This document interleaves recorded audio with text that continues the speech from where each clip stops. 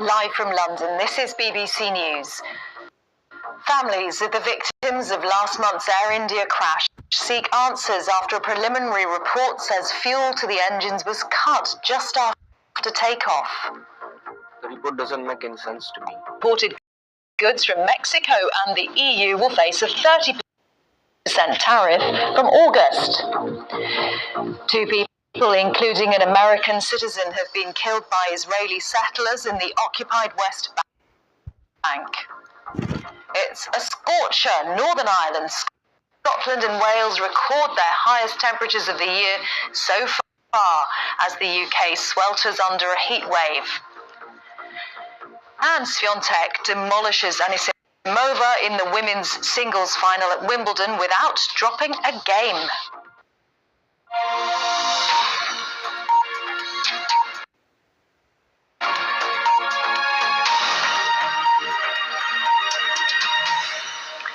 Hello, I'm Karen Giannoni. A preliminary report into the Air India crash in which 260 people died says fuel was cut to the engines shortly after takeoff. It also says there was confusion in the cockpit. The Boeing 787 Dreamliner came down just 40 seconds after takeoff last month. It was on its way to London Gatwick from Ahmedabad. From there, Samira Hussain has this report. Just moments after takeoff, the unthinkable. The focus of the investigation, not the mechanics of the plane, but what happened in the cockpit and the actions of the pilots. According to data from the flight recorder, the fuel control buttons were switched from the on position to the cutoff position shortly after takeoff. One of the pilots is heard asking the other why he cut it off. He responded he had not. By the time the error was reversed, it was too late. These switches can't be inadvertently just knocked and, oh my God, I've switched the thing off.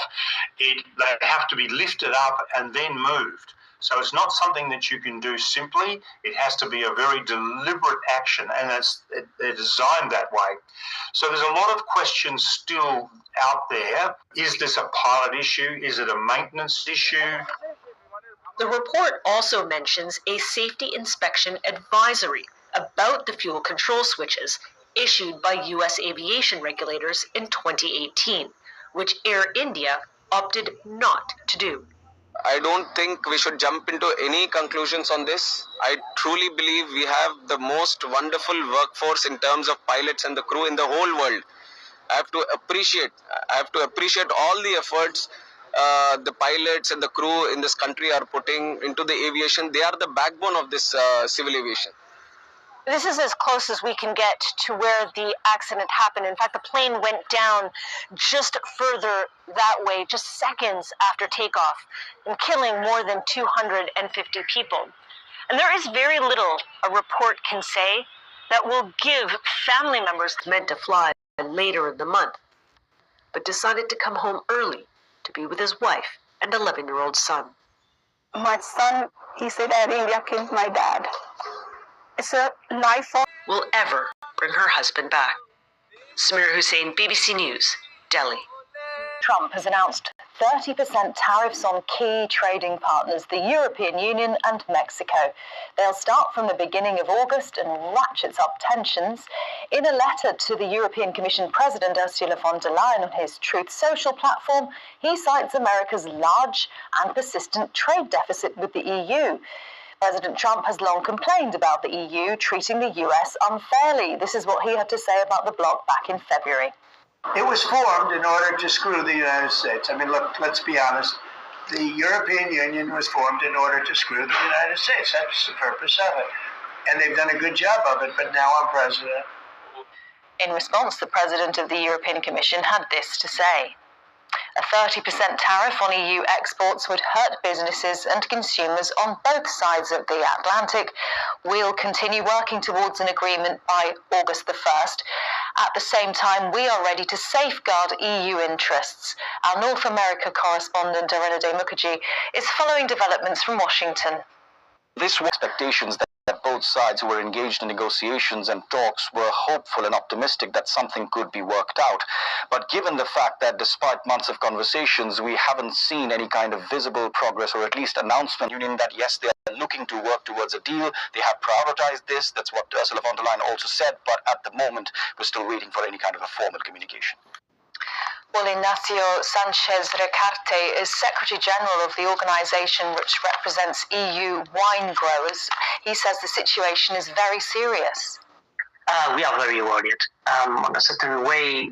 And a medical report found another man, 23-year-old Mohammed Al-Shalabi, was shot in the chest with a bullet entering from his back. I spoke to our correspondent Emir Nada in Jerusalem on the latest of the events in the West Bank. And I told you, 4 hours, we can. Now, Scotland, Northern Ireland and Wales have recorded their warmest days of the year so far as the UK sweltered under a heat wave. Amber health alerts remain in place for parts of England. This is the Agden Reservoir near Sheffield, where waters have been running low. More than 7 million people face hosepipe bans across England. And this is a scene. In London, people enjoyed the warm weather. Businesses had a bumper day, people buying cold drinks and ice cream in particular. And just up the road from here, this is London's iconic Regent's Park. People were on the water catching up with friends. Let's show you Ayr in Scotland. People on the beach, children playing in the sand. Here's Graham Satchell. It is hot across. Chris Fawkes from BBC Weather has been telling me more about a record-breaking day.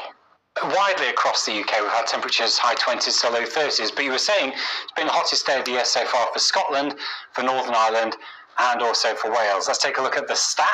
Australian police have been giving more details about how a German backpacker survived while lost in the outback for 12 days before she was rescued on Friday.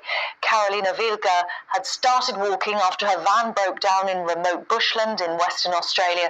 She suffered exhaustion, dehydration and extensive insect bites. Police said she was spotted by a driver almost 2 weeks later and taken to hospital in Perth, only making it out by sheer luck. Carolina was approximately 24 kilometres west of where her vehicle was abandoned. Carolina presented as exhausted, dehydrated and hungry. She had minor injuries. Poland's Iga Świątek just 57 minutes to beat her American opponent, Amanda Anisimova. Indeed, she completed victory without dropping a single game in a lopsided encounter on centre court. This is the 24-year-old's 6th Grand Slam title. I'll be back soon with more.